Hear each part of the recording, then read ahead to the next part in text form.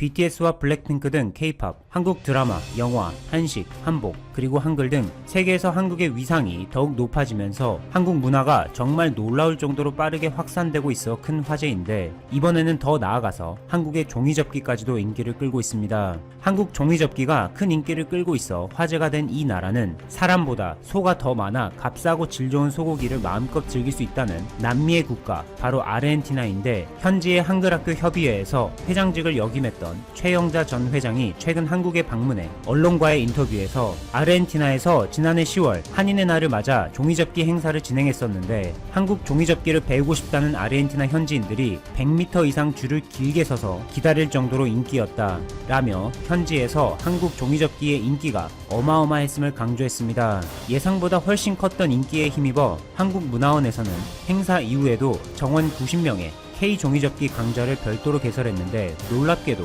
마치 인기 가수의 콘서트 티켓이 순식간에 매진되듯이 강좌를 개설한 지 단 1시간 만에 정원이 가득 차 등록을 더 이상 받을 수 없을 정도였습니다. 참고로 최영자 전 회장은 아르헨티나의 수도 부에노스아이레스에 위치한 한국 학교에서 지난 20년 넘게 활동하고 있는 교사로 2년 전인 2018년에는 종이접기 강사 자격증을 취득해 현재 종이문화재단 및 세계 종이접기 연합의 아르헨티나 지부장을 맡아 활동하고 있습니다. 누구보다 하루를 바쁘게 살아가고 있는 최 지부장은 아르헨티나의 공립학교인 대한민국 초등학교에서 한국어뿐만 아니라 특별활동 차원에서 한국 종이접기도 함께 가르치고, 주말에는 현지 한글학교에 한국어와 종이접기 강좌를 제공하는 등 몸이 10개라도 모자랍니다. 앞서 대한민국 초등학교라는 명칭의 아르헨티나 공립학교에 대해 잠깐 언급했는데, 학교 이름에서부터 이미 아르헨티나에서 한국의 영향력이 얼마나 큰지, 그리고 최근 한국의 위상이 높아지면서 더욱더 그 이름이 자랑스러워지는 느낌을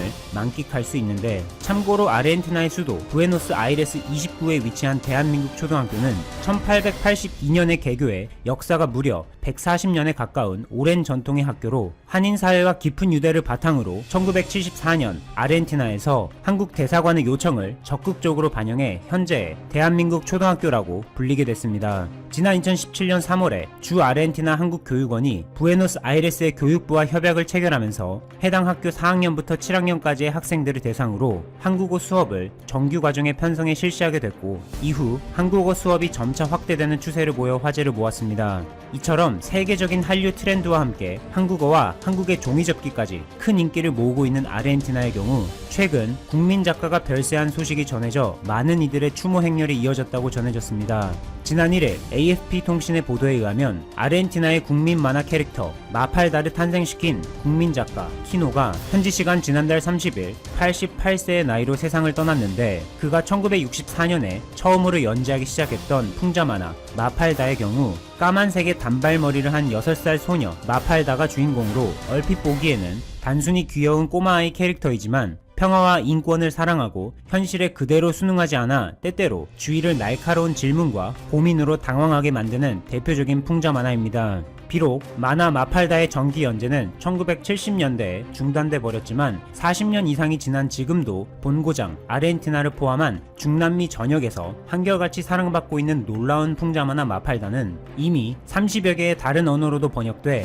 한국을 포함한 여러 나라에서 출간됐습니다. 아르헨티나의 알베르토 페르난데스 대통령 역시 트위터를 통해 이번에 아르헨티나 역사상 가장 위대한 예술가 중 한 명이 세상을 떠났다. 키노는 항상 우리를 웃게 하면서 동시에 끊임없이 생각하고 고민하게 만들었다 라고 언급하며 그에 대한 추모와 존경의 뜻을 표한 바 있습니다. 한편 아르헨티나는 다른 중남미 국가들이 그러하듯이 신종 코로나 바이러스 감염증 사태의 확산이 매우 심각한 상황으로, 전세계 실시간 통계 사이트 월드오미터의 자료에 따르면 지난 4일을 기준으로 코로나 확진자는 총 79만 명이 넘었고, 일일 신규 확진자의 경우 지난 5월부터 그 수가 꾸준히 늘어나기 시작하더니 최근 10월에는 무려 14,000명을 넘기는 등 통계치만으로도 이미 상황의 심각성이 전해지는 듯합니다. 그러다 보니 아르헨티나 정부에서는 지난 6개월 동안 봉쇄 조치를 총 12차례나 연장하면서 감염 확산세가 줄어들기를 기다려보고는 있지만 눈에 띄는 성과가 빈약하고, 또한 오랜 봉쇄 조치에 따른 경제 침체로 실업률과 빈곤율 등도 급등하고 있는데, 특히 지난달 말쯤에 발표된 아르헨티나의 2분기 GDP는 전년 동기 대비 19.2%나 급감했습니다.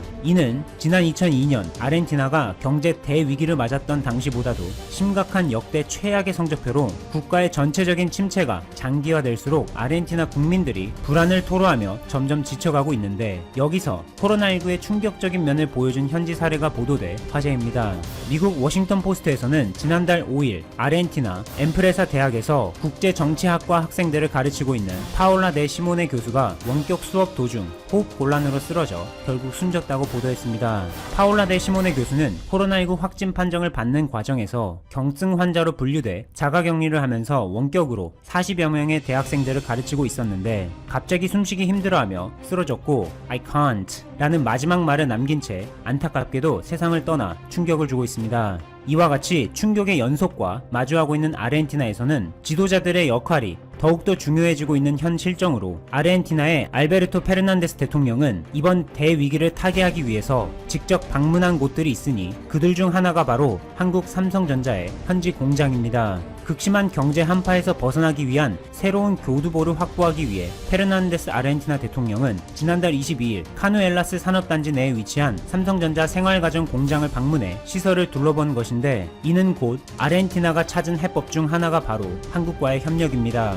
이번에 아르헨티나 대통령이 찾은 카누엘라스 산업단지에서는 냉장고, 세탁기, 전자레인지, 진공청소기 등 다양한 생활가전 품목이 생산되고 있으며, 지난 2013년부터 현지의 전자제품 생산업체인 비수아르에서 삼성전자의 냉장고 제품에 대한 위탁 생산을 맡아 생산하고 있습니다. 로이터 통신의 보도에 의하면 삼성전자는 더 나아가 총 230만 달러를 추가로 투자해 카누엘라스 산업단지 내 냉장고 생산 공장을 확장시켜 에너지 절감 효과를 강점으로 하는 저용량 인버터 냉장고 등의 주력 제품 연간 생산량을 9만 개로 20% 이상 확대할 계획이라고 합니다.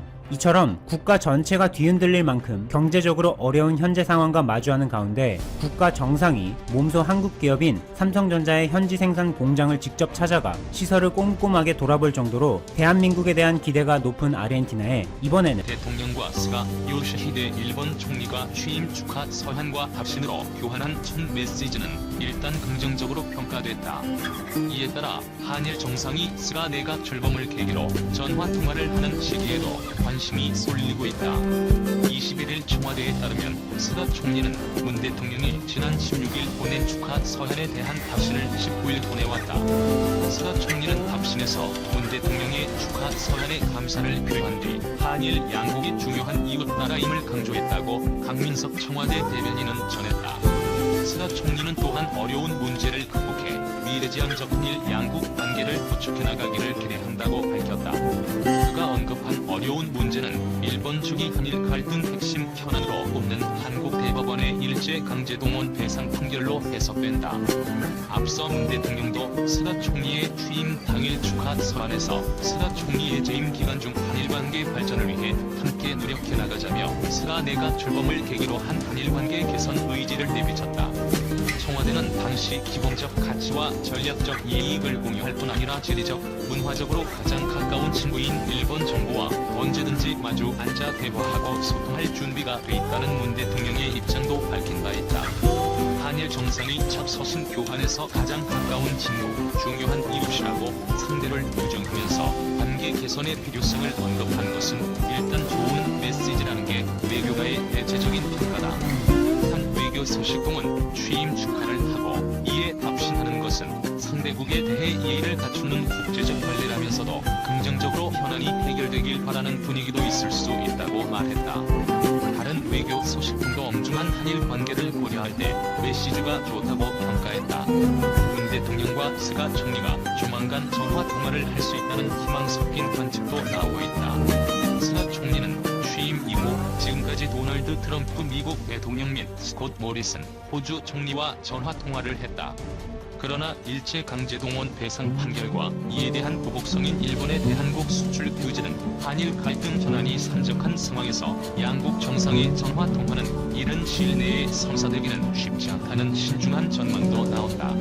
게다가 스가 내각은 한국에 대해 강경한 자세를 보인 아베 신조 내각의 외교 정책을 계승한다는 입장이다. 스가 총리가 관방장관으로 기용한 가토 가스노브도 지난 18일 기자회견에서 한간에는 구조선반도 출신 노동자 문제를 비롯해 어려운 현안 사항이 있다며 우리나라로서는 다양한 문제에 대해 일관된 입장에 근거해 앞으로도 한국 측에 적절한 대응을 강하게 요구해 나갈 것이라고 주장했다. 2018년 한국 대법원의 징용 피해자 배상 판결이 1965년 체결된 한일 청구권 협정에 배치돼 국제법을 위반한 것이라는 아베 내각의 입장을 계속 고수하겠다는 뜻을 밝힌 셈이다. 출범한 스가 내각이 당장 성과를 내기 어려운 한일 관계에 힘을 쏟기보다는 신종 코로나 바이러스 감염증 대응을 비롯해 자신이 간판 정책을 내건 정부 디지털 혁신이나 휴대전화 요금 인하 등 내지에 주력할 것이라는 관측도 제기되고 있다. 스가 요시히데 일본 총리가 문재인 대통령의 취임 축하 서한에 대해 답신을 보내 어려운 문제를 극복하고 미래지향적 관계 구축을 기대한다고 밝혔다. 스가 일본 총리는 지난 19일 청와대에 접수된 답신 서한을 통해 양국은 중요한 이웃 나라라며 이같이 밝혔다고 강민석 청와대 대변인이 21일 브리핑을 통해 전했다. 문 대통령은 지난 16일 스가 총리에게 축하 서한을 보내 재임 기간 중 한일 관계를 더욱 발전시키기 위해 함께 노력해 나가자는 뜻을 전했다. 당시 문 대통령은 기본적 가치와 전략적 이익을 공유할 뿐 아니라 지리적, 문화적으로 가장 가까운 친구인 일본 정부와 언제든지 마주 앉아 대화하고 소통할 준비가 돼 있다며 일본